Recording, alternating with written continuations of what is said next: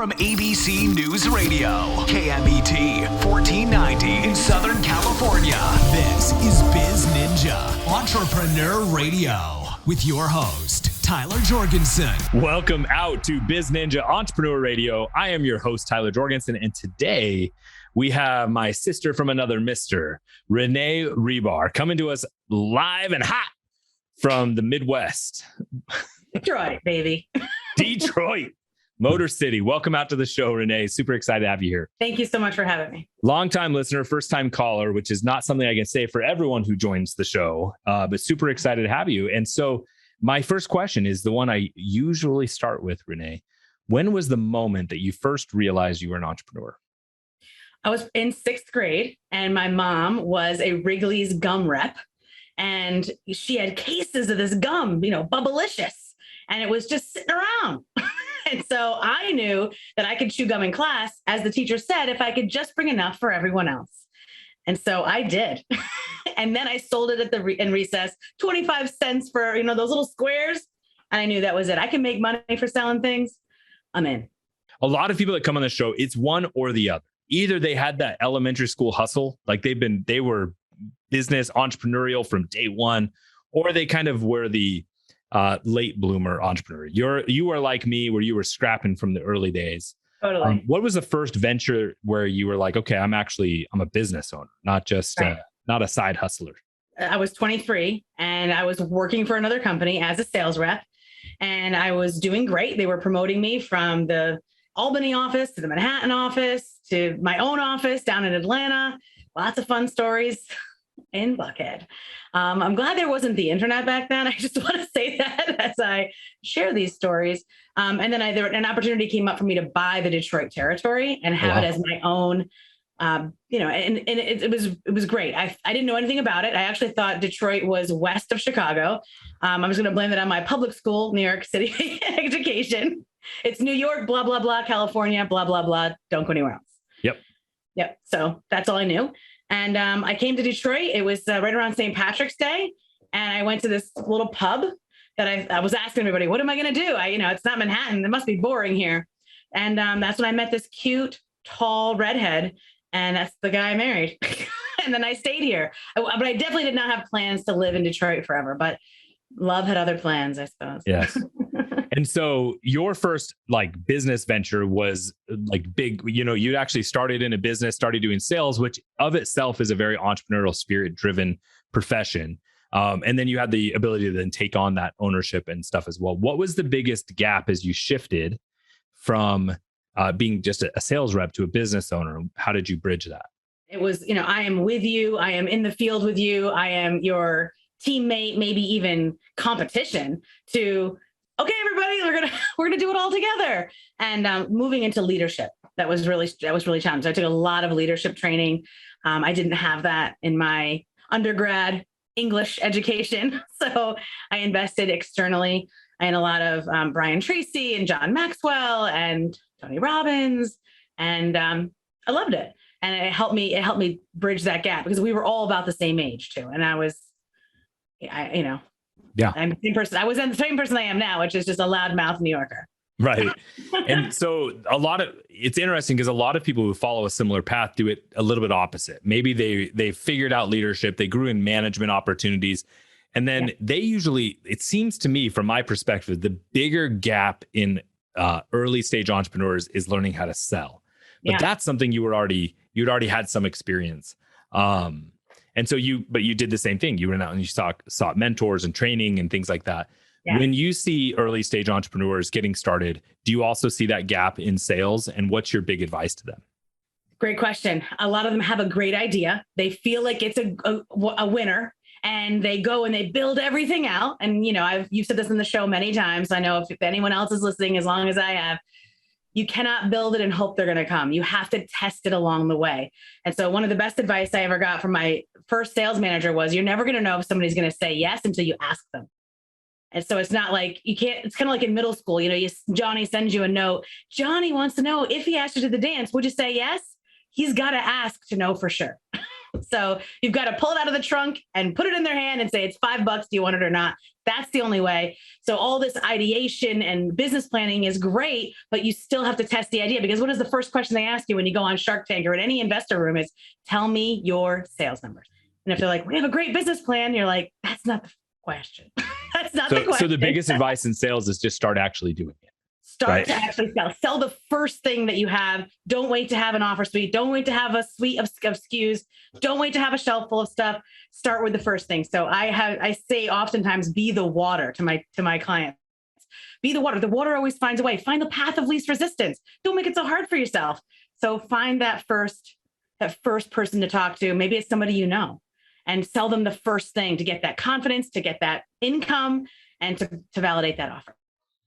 I was just listening to somebody else talking about sales, and one of the biggest things that they talked about was getting your reps in. Like, you have to try, you have to make the sales pitch.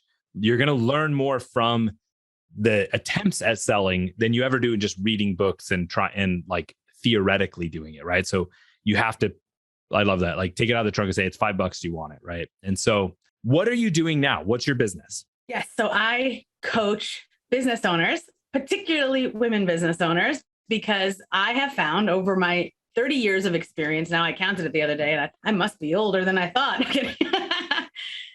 is that women specifically sell differently than men, because we are nurturers by nature, not that men are not nurturing.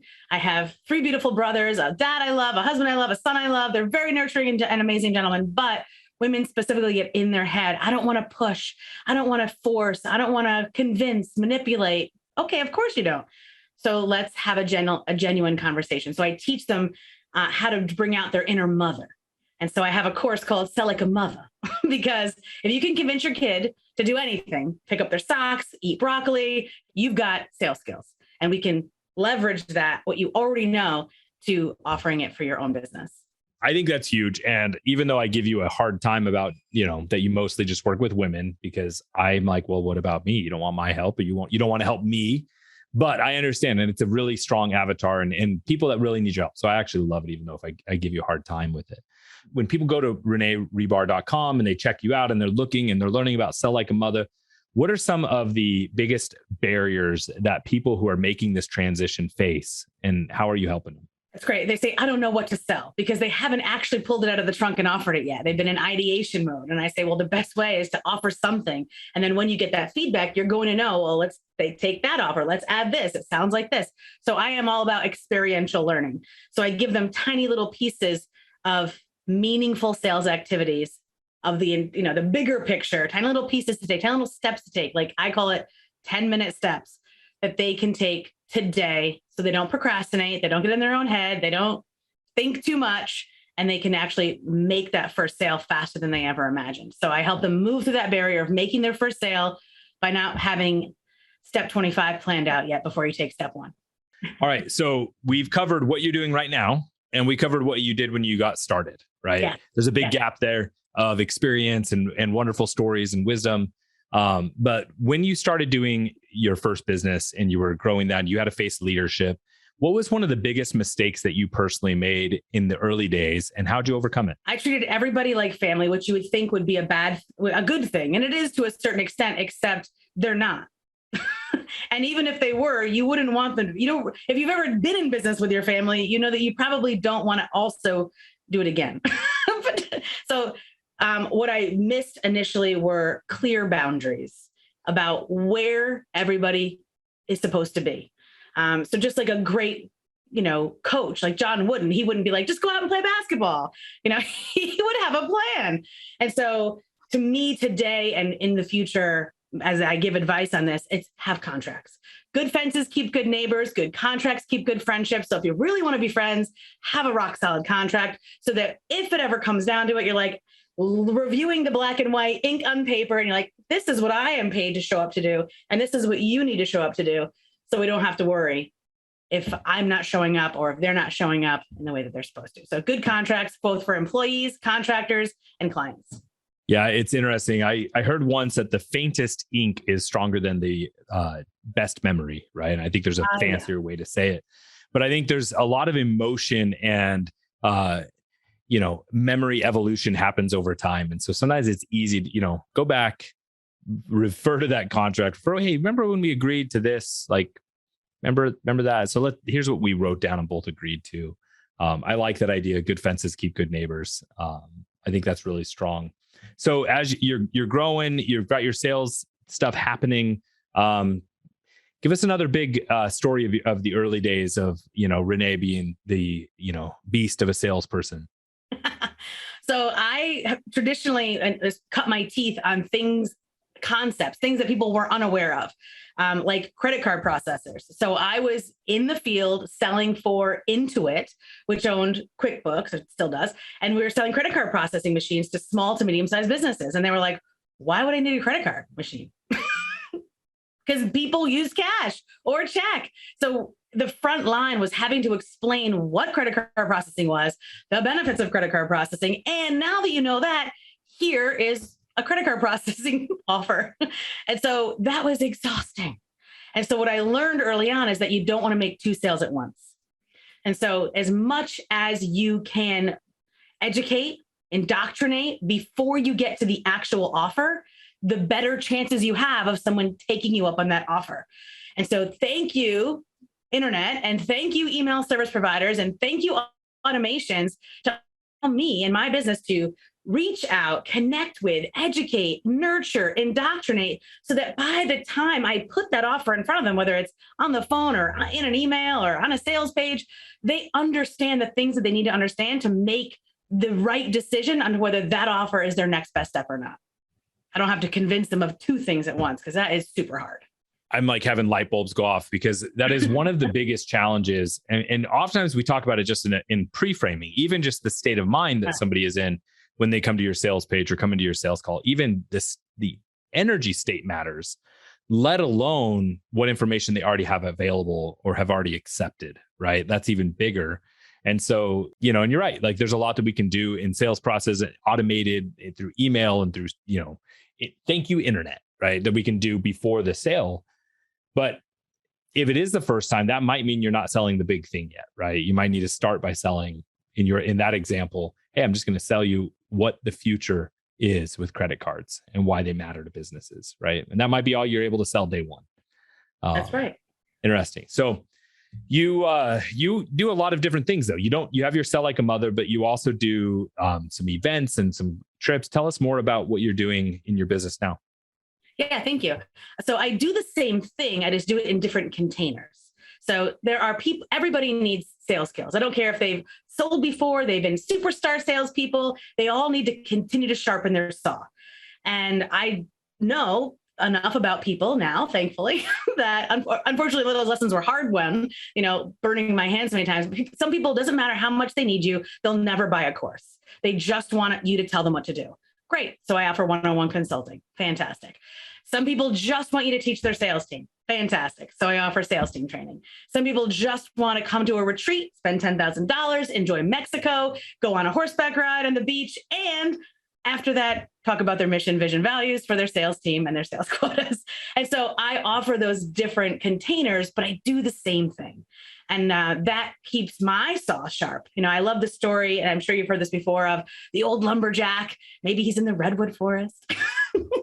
And I'm laughing because there's a story about the redwood forest, but the reality is, he's the old lumberjack. He's old. He's nimble. He's weak. He's thin. And every time a new lumberjack comes to town, like, I'm going to beat the old guy.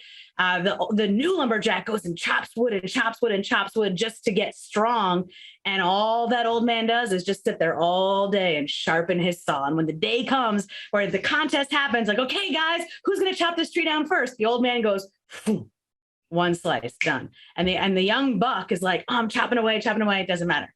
Sharpening that saw. So whatever level you're at, if you're listening to this, you can always get better. You can always sharpen your saw. And sales will win every time. You can make better decisions with money in your pocket, with revenue coming in, than if your back's against the wall and you've got to choose. It's never fun. Yeah. So sales gives you choices. Sales gives you choices. And you're absolutely right. I said once that money doesn't buy happiness, but it buys time and freedom to make better decisions. And that's a good way to get happy, is be able to make better decisions. So being able to sell can create a lot of opportunity. And that to me is really everything, is the opportunity to choose the life that we want. We talk a lot about lifestyle design on this show. And so as you have pivoted to, from the careers and the businesses you've done in the past and now doing more sales training, how are you making sure that all the different containers and things you're doing stay in their lane and allow you to still live the life you want to live? Great question. It's difficult because not only do our clients and our dogs like to scope creep, when you get the dog, you're like, my dog will never sleep on the bed. And then the next week, they're on your pillow and basically you're on the dog bed, right? So we start with the best of intentions.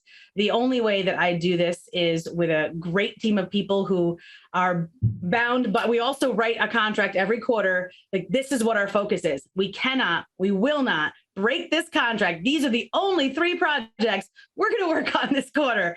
And if we have to break it, we have to have like a tribunal. Like 3 of us have to agree that that's not going to be the situation. And that never happens. So in the past, I would work on 15, 17, 22, really exciting projects and get nothing done and feel exhausted and wonder why I was so frustrated and sad. So doing less to an innovator, to a visionary is like bondage. But in reality, in practice, it is freedom. Yep. I think that's probably my number one challenge personally is I'm never short on ideas. They're all brilliant. And, or at least at the moment, they all seem that way until they're tested. And so it's hard. Like I heard it early on in my career. I was, I'll name drop for a second. I was talking with Seth Godin and I was like, he asked me, he's like, well, what are you working on? I was like, I've got a couple of cool projects. And he goes, well, and he was signing a book at the time. And he goes, well, you'll read on page 17 of my book where I don't recommend working on more than 1 project at a time. And I was like, oh, cool. Thanks. Like, so my time with Seth Godin was him basically telling me I'm doing it wrong. And it's been a challenge ever since. So I've tried to be like, okay, at least if I have a project, there has to be a different person that's the pilot of that project. Like, they're the captain, they're leading it. I can maybe cast the vision, but I'm not going to be able to execute. And that's hard. Like, I also realized, man, I have so much less energy now than I had 10 years ago. So I have to protect it more fiercely. Even if in the end, you still have the same number of hours in the day. It's just different. So what are you seeing work really well for you these days? Professionally is continuing to stay focused on what I want. So when I say 3 projects per quarter, I mean 1 per month. We're going to get it done, and come hell or high water, that's going to be it. And so continuing to read, continuing to pray, continuing to write a journal, I feel like I'm laughing because it's not news to anyone, but doing it is a difference. Knowing what to do and doing it are 2 extremely different things. Yep. So actually doing it. And then the days that I don't, giving myself grace and saying, I'll get back on it tomorrow. Another thing I heard just recently, I think is really relevant right now, is that like, there's not any new information out there. There's not any new words, but there are people that are waiting for you to say it in your way. Right. So even though you're like, oh, this isn't anything new, there's people that need to hear that message that like, hey, be laser focused, pick one big project at a time, like learn to sell, sharpen the saw. They're not new, especially to you who's been teaching this for 30 years, but it is things that people need to hear. And so what are some things that people can do to get better at sales other than just do it? Yeah. So the first and best lesson, and I still have to learn it, unfortunately, is to know that the hardest territory to work, it's not what platform you're on. It's not Twitter or LinkedIn or this area or that area or this product or that product. The very hardest product or territory to work are these 4 inches in between your ears. That gray matter. If you can get that right, if you can get your mind right, you can become limitless, because then you'll have the focus to be able to do the things that you know you're to do so that you can get to the goal. So practically, what does that look like between someone who doesn't and someone who does? What does that look like for the person to implement? I would or like give an example of someone who had a great opportunity in sales and didn't have their mind right. That could be you or somebody you've coached and missed an opportunity versus someone who had their mind right and was able to close an opportunity. Great question. So I'm going to refer back to this, the time when I had my first Detroit territory, same exact streets, businesses, same lead lists, same product. And John would go out and he'd be like, there's nobody in that territory that wants anything. This territory is done, Renee. You can cross it off the map. Don't send anybody back in there. It's toast. And then you would get Mary that comes in the very next week, fresh, new, really green, not even as good at sales as John is, but she's optimistic. She's got a fresh mindset. She goes in, she rakes $100,000 out of that same territory the very next week. Why? Because she had a better mindset. So that's an example of we would say it's not the bum territory, it's the bum in the territory. And so the reality is it might not be a bum idea or a bum product or a bum deal. It might just be, you need to check yourself.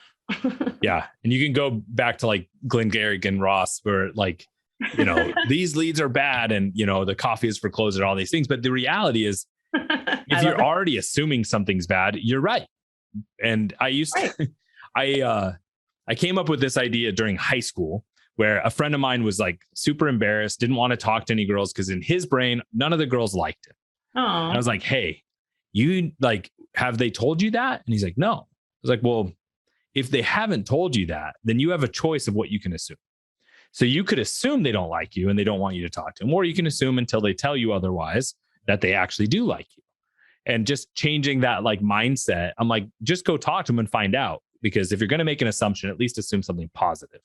Right. And so I've seen that same exact high school mentality of like good salespeople assume that the call is going to go well. They assume that when they walk into a new office, they're going to be received. They assume that they're going to have rapport with the receptionist. They're going to get past the gatekeeper. They make positive assumptions instead of negative assumptions. And that to me is like, for me, in my experience, is the number one difference between the gray matter mentality of like, when I show up to a call, what are my assumptions? If I am seeing positive assumptions, I usually do pretty well. But if I'm feeling negative or dark or not seeing or thinking, oh, this is probably not going to work because maybe I'm not a fit. Well, it's amazing how that tends to materialize, right? And become true. And there's so much self-fulfilling prophecy, even before you get into the mechanics of sales. 1,000,000,000%. I couldn't agree more. And so positive thinking is never going to get me on the first draft round of the NFL, but it's not going to hurt. I mean, maybe I could be the water boy. I don't know. Yeah. I don't know. Maybe you can kick that we just never knew. You've got it. Right. But again, yes, positive thinking may not get you into a different life completely, right. Or at least not overnight. Right. But right. So, okay. Mindset is huge. Any tricks of getting into a positive mindset before a sales call? I do. I mean, I definitely, it's as much as I hate to admit it, like it is physiological. And so standing up, having your breath.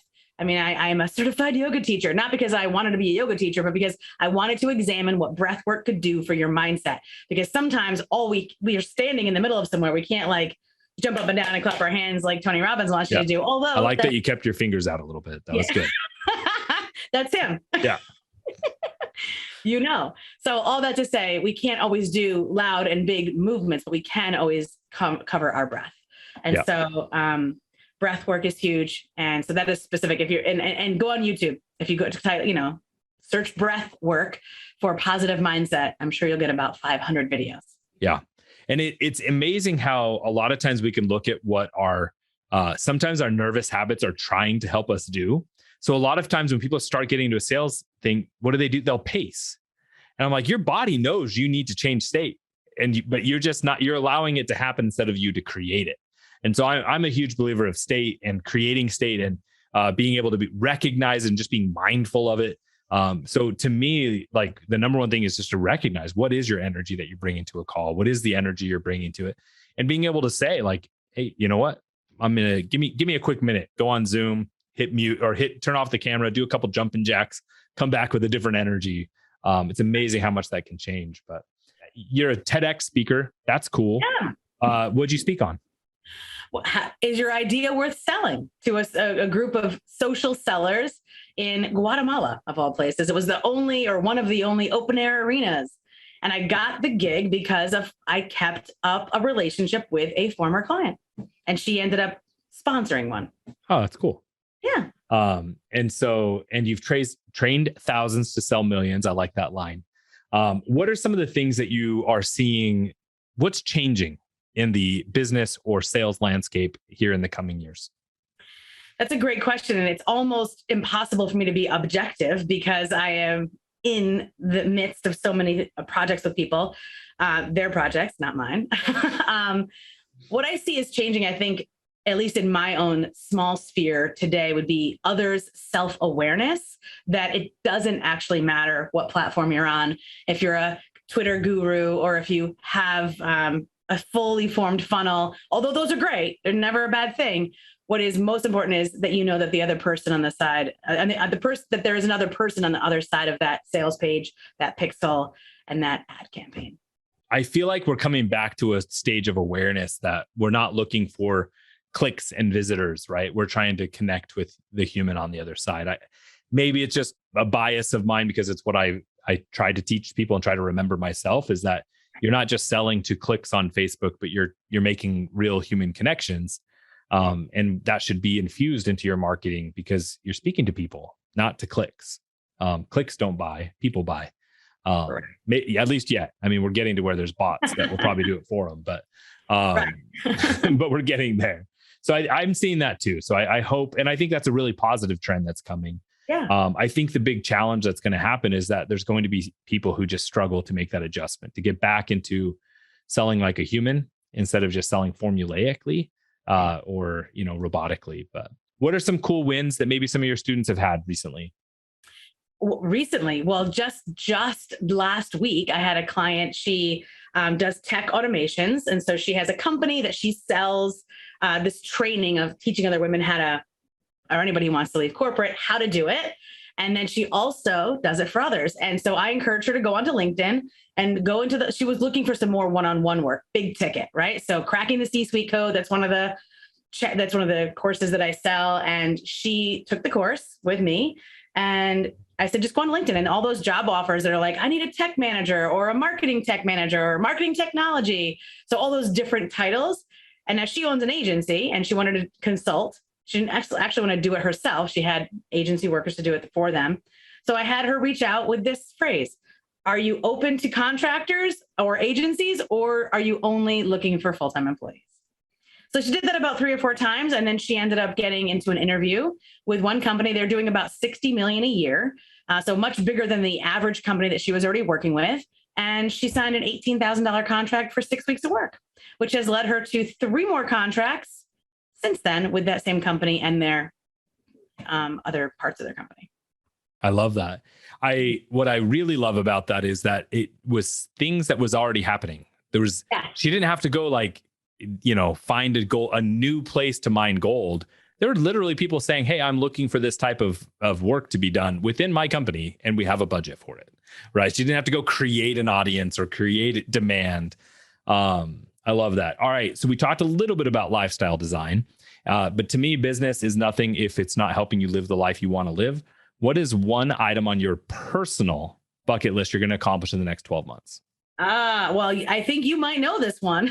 And that is, I want to swim with the humpback whales. That is my number one goal for my birthday coming up in this next year. And so there's 2 places that I know do it, but one is Tonga, which had a recent earthquake. So I don't think that's available necessarily, but I don't know how the ocean looks.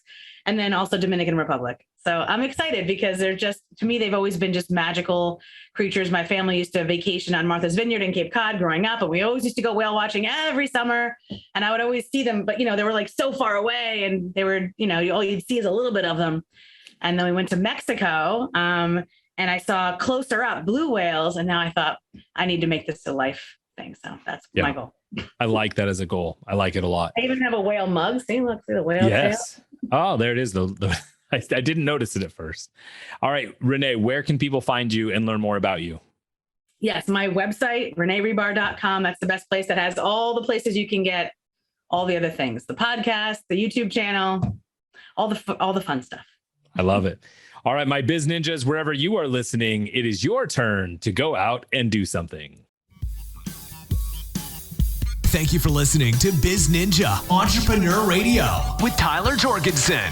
Please make sure to subscribe so you're first to hear new interviews and episodes. If you found this podcast to be valuable, please share it with a friend. Don't forget to visit our online dojo at bizninja.com to claim your reward for listening to the show.